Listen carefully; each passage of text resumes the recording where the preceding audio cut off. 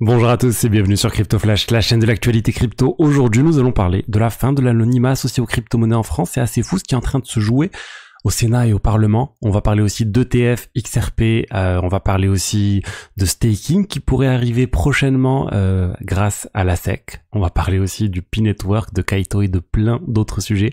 Tous les jours, lumière de l'actualité crypto, n'hésitez pas à vous abonner, à activer la cloche pour ne rien rater. On a un BTC qui frôle les 98 000 $ aujourd'hui, un Ether à 2765, XRP plus 2,7, plus 4,6%, pardon. Voilà, il a beaucoup de crypto-monnaies en tout cas sont en légère hausse aujourd'hui. Je voulais commencer par cette news qui vient de tomber. Ça nous vient d'Eleonore Terrette qui travaille chez Fox Business, qui nous dit en fait que quelqu'un lui a dit, une source qui a récemment échangé avec la SEC, que la SEC, donc l'autorité des marchés financiers aux US, était très intéressés par le staking. Ils sont en train de se renseigner, ils ont demandé aux personnes de l'industrie de leur donner leur avis sur le staking et qu'est-ce qui pourrait être inclus au niveau du staking, c'est quoi les différentes formes de staking. Ça pour moi c'est une excellente nouvelle. La SEC est en train d'accepter, j'ai envie de dire, l'idée d'avoir du staking potentiellement dans les ETF. Moi c'est ma théorie et je pense que ça va arriver sur l'année 2025. Je vous ai dit, il y a pas mal d'ETF altcoin qui devraient arriver. Et ben, un ETF Solana, par exemple, où il n'y a pas de staking, pour moi, ça a pas de sens. Les personnes qui vont acheter cet ETF vont passer à côté des 6, 7, 8% de rendement annuel associés à ça. Sur l'Ether, c'est déjà le cas, mais c'est plus faible. On perd à peu près 2,8, 3% de rendement. Mais c'est pareil pour moi, ça va vraiment venir booster les ETF où il peut y avoir du staking, et ça c'est une très bonne nouvelle pour les cryptos. En parlant d'ETF altcoin, on a le premier ETF au monde XRP qui a été accepté au Brésil, donc ça c'est une très bonne nouvelle pour XRP. Et au niveau des États-Unis, la SEC vient pas d'accepter, mais d'accuser réception, d'acknowledge un certain nombre de demandes d'ETF XRP aussi, donc c'est pas la première fois, mais on en a maintenant plusieurs. Donc là encore, pour moi, on est en train de se rapprocher d'un ETF XRP, comme on se rapproche de l'ETF Litecoin, de l'ETF Hedera, de l'ETF Dogecoin. Pour moi, c'est des choses qui vont se faire prochainement. Ensuite, on va parler des frais de transaction qui sont vraiment très bas actuellement sur le réseau Ethereum. C'est un niveau qui n'a pas été atteint depuis au moins 2020. C'est assez fou, hein. Si on prend en fait la moyenne sur les 7 derniers jours des frais de transaction sur le réseau, eh ben, on a atteint 0,77 $. C'est vraiment bas. La semaine d'avant, on était à 2,57 $. Et si on remonte encore plus longtemps, des fois, on a frôlé les 20, enfin, on a atteint les 25 $. Donc vraiment, on voit bien que ça a baissé. Il y a moins d'usage d'Ethereum, ça c'est sûr. Il n'y a pas de doute à ce niveau-là. Il y a aussi plus d'usage sur les solutions de niveau 2, les L2. C'est pour ça aussi qu'il y a moins d'usage sur Ethereum, sur le mainnet. Mais aussi, il y a pas mal d'usage qui allaient sur d'autres blockchains. Les mêmes coins, ça se passe sur Solana. Le trading, ça va se passer sur les autres plateformes, par exemple sur Hyperliquid, etc. Et du coup, on a moins vraiment d'utilisation du réseau. C'est pas une bonne chose, hein. Pour moi, attention, si vous voyez les frais de transaction sont faibles, c'est pas une bonne chose.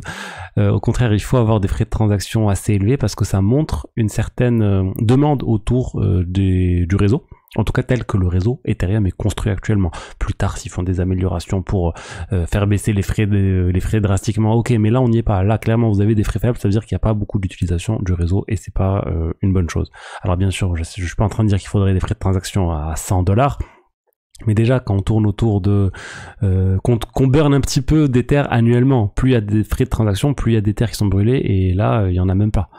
Comment faire fructifier vos cryptos? Je voulais vous parler de la fonctionnalité Earn de Swissborg, la plateforme crypto partenaire de la chaîne, qui vous permet en fait de vous exposer au rendement du staking, de la finance décentralisée, de manière très simple depuis l'application. Donc ici, je suis en train de parcourir la page des meilleurs rendements disponibles sur Swissborg. Il faut savoir que pour avoir le meilleur rendement disponible, il faut avoir le token Borg en quantité suffisante pour accéder au statut qui vous permet d'avoir le meilleur rendement possible, mais sinon vous allez tout de même avoir du rendement. Ça donne de l'utilité au token Borg. Et regardez, là on est sur plein de tokens différents et je voulais vous montrer Solana. Et une fonctionnalité aussi que je trouve très bien sur cette page de rendement, c'est qu'ils sont vraiment transparents sur le niveau de risque associé à chaque rendement. Donc là on est sur du 6% pour staker du Solana. Vous allez pouvoir générer 6% en stakant du Solana. Vous avez toutes les informations qui se chargent de la validation. Ici c'est Kiln, c'est une société très connue au niveau du staking qui fait ça pour les institutionnels. Ils sont partenaires de plein d'exchanges différents. Et ils ont une autre stratégie qui génère 9% de rendement, mais là attention, il y a écrit risque moyen. Donc il y a potentiellement un airdrop aussi qui va venir, mais vous prenez plus de risques. Les fonds des utilisateurs sont bien placés on-chain et c'est ce qui permet d'avoir l'airdrop. Il y a une analyse de risque qui est définie, donc n'hésitez pas, si ça vous intéresse vraiment à creuser tout ça, il y a toutes les informations pour faire votre propre recherche et trouver le rendement qui vous correspond. Vous avez jusqu'à 50 € en Bitcoin offerts à l'inscription, vous avez toutes les informations dans le lien, plus bas. On va parler maintenant de la fin de l'anonymat crypto en France. Ça nous vient de Waltio, là, regardez ce thread qui est plutôt bien fait, qui nous montre en fait qu'il y a une loi qui est en cours de préparation. De ce que j'ai compris, ça a été discuté au Sénat. Là, ça va passer à l'Assemblée nationale le 18 mars 2025, donc bientôt.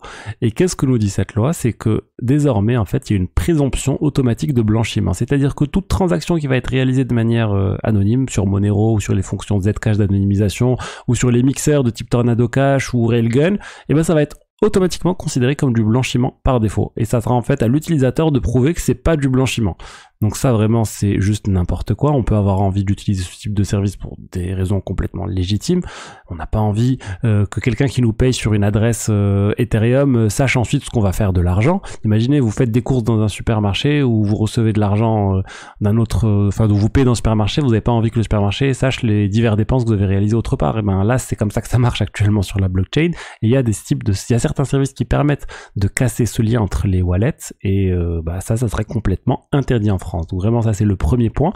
Et le deuxième point c'est que toute transaction supérieure à 1000 € va être automatiquement signalée à Tracfin. Tracfin c'est l'entité en charge de tout ce qui est lutte contre le blanchiment d'argent, contre le financement du terrorisme, etc.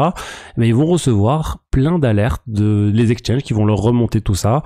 Vous retirez des cryptos vers un wallet qui vous appartient, ça remonte à Tracfin si ça dépasse 1000 €. Vous recevez un dépôt, vous envoyez de l'argent, tout ça, ça va remonter automatiquement. Encore une fois, on se dit mais c'est juste n'importe quoi. On est en train de considérer un usage normal de la crypto-monnaie comme étant louche, comme étant pas net et qui doit remonter à Tracfin. C'est juste hallucinant. Donc bon, en plus, ça risque de saturer un peu les services parce qu'ils vont avoir plein de faux positifs. Je me doute qu'il y aura peut-être 99% de faux positifs ou plus.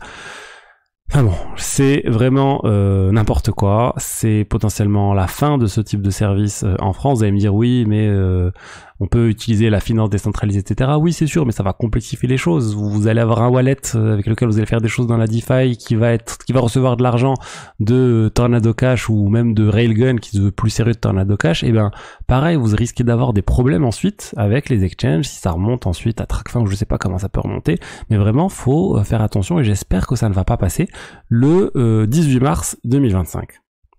Ensuite, on a beaucoup parlé des meme coins, la saison des meme coins ces derniers mois. Ça se passe sur Solana, c'est clair, et là on est en train de voir les limites de tout ça. On ressent un petit peu dans l'écosystème Solana un peu un coup de mou, un peu comme ce qu'on a ressenti post FTX. J'exagère, hein, c'est pas du tout à ce niveau-là, mais quand même.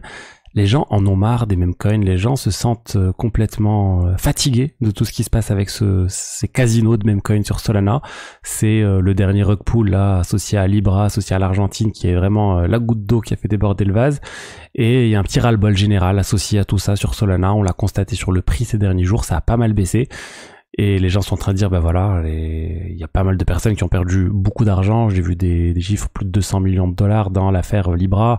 Et dans tous les meme coins, pareil, il y a plein d'argent qui est perdu constamment. Pump.fun retire un certain nombre, extrait plein de valeurs aussi à chaque fois. Il y a plein de plateformes différentes qui font perdre de l'argent petit à petit aux utilisateurs.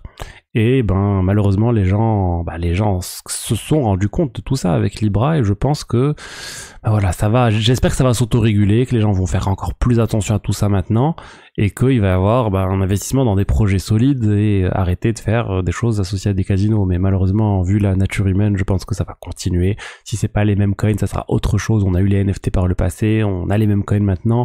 Je sais pas ce qu'on aura plus tard, mais il y aura toujours des moyens de spéculer pour essayer de gagner de l'argent rapidement.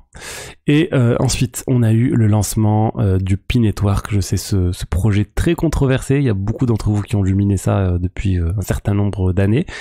Et là, il a été lancé. Le prix, on est autour d'$1 actuellement. Mais regardez, si on regarde avec la max supply qui est de 100 milliards de tokens, ça fait une FDV à 100 milliards de dollars. Je sais pas si vous vous rendez compte à quel point c'est hallucinant une FDV de ce type, hein. Moi, j'hallucine quand je vois la FDV de Pi Network, c'est juste fou. Je pense que ça va baisser petit à petit. Il y a pas mal de personnes, j'ai vu, qui ont des difficultés en fait à convertir leur token Pi. Il y a un KYC à réaliser, il y a une migration, il y a une attente de 14 jours ou plus. Ensuite, il y a plein de blocages qui fait que je connais personne qui a pu débloquer la totalité des tokens, mais j'ai vu pas mal de personnes qui ont réussi à obtenir 1000 euros ou 1500 euros grâce à ce airdrop. Donc vraiment, n'hésitez pas à aller voir si vous en avez, si vous, bien sûr, vous avez un jour été sur l'application Pi Network. Ensuite, Kaito. Kaito, c'est un airdrop qui était très attendu sur X. C'était surtout pour les créateurs de contenu sur X, pouvaient s'inscrire en fait sur Kaito pour promouvoir un certain nombre de projets. J'avais essayé de m'inscrire sur Kaito. J'ai pas réussi, mon compte était considéré comme un compte associé à une société ou une entité. Du coup, eux, ils voulaient que des personnes réelles. J'ai fait 2 demandes pour leur dire, c'est pas normal, je suis bien une personne, laissez-moi participer à Kaito. Bref, j'ai pas pu participer au airdrop. Finalement, j'ai pas raté grand chose parce que l'airdrop a eu lieu. Et le prix, il est de 0,91 $. Donc, et là encore, c'est très bas par rapport à ce qui était attendu. Les gens s'attendaient à une part énorme pour la communauté. Finalement, il y a eu beaucoup moins pour la communauté. Et il y a certains qui s'attendaient à toucher des centaines de milliers de dollars qui se sont retrouvés à toucher juste quelques milliers de dollars, ce qui est quand même pas mal. Mais beaucoup de personnes ont été très déçues par cet airdrop. Alors moi je vous ai dit, j'ai pas réussi avec mon compte CryptoFlash. J'ai un autre compte Twitter avec lequel je m'étais inscrit à Kaito, mais j'avais absolument rien posté. Et là je suis éligible, j'ai eu autour de 50 tokens Kaito. Donc c'est pas grand chose, ça fait dans les 50 $. C'est toujours bon à prendre pour vraiment avoir rien fait. C'est sur Base. J'ai essayé de claim, d'ailleurs j'ai pas encore réussi à claim. Mais bon, tout ça pour dire, n'hésitez pas à voir sur Kaito si vous êtes inscrit, même si vous n'avez pas fait grand chose, vous risquez d'être, vous pouvez potentiellement être éligible. Ça se passe sur claim.kaito.ai. Ensuite, la fondation Ethereum. La fondation Ethereum, ils viennent de publier un framework en fait pour les intents. C'est quoi ces intents? C'est une certaine manière de communiquer entre une application et même d'autres applications, entre des blockchains Polygon et une blockchain Arbitrum. C'est une manière en fait de faciliter l'échange d'informations d'un endroit à un autre. Cette initiative a été lancée initialement par Uniswap, dans le cadre de Uniswap X, qui est une sorte d'exchange aussi basé sur cette technologie. Et finalement, ça a été adopté par plein d'autres plateformes. C'est poussé par l'Ethereum Foundation, par Hyperlane et plein d'autres groupes. Et ça, c'est une très bonne chose. On dit beaucoup Ethereum, ce qui gêne, c'est cette fragmentation au sein de l'écosystème Ethereum. Vous êtes sur Polygon, vous êtes sur Base. C'est pas transparent, c'est compliqué, faut changer de réseau, faut faire vous pouvez pas faire un seul trade sur une plateforme qui vous envoie l'argent sur plein d'autres plateformes en même temps et qui va chercher la liquidité sur plein d'autres plateformes. On peut imaginer ce type de choses avec cette technologie et c'est intéressant que ça soit la fondation Ethereum qui pousse ça. On reproche beaucoup à la fondation Ethereum de pas beaucoup travailler en fait tout simplement sur Ethereum et sur ce qui compte vraiment pour Ethereum. Et là, ils sont en train de travailler sur l'expérience utilisateur sur Ethereum et ça, c'est vraiment très très bien. Voilà ce que je voulais dire aujourd'hui sur les diverses actualités crypto. J'espère que le contenu vous a plu. Si c'est le cas, n'hésitez pas à liker, commenter, vous abonner. Je vous dis à demain pour la suite. Allez, au revoir, ciao, ciao.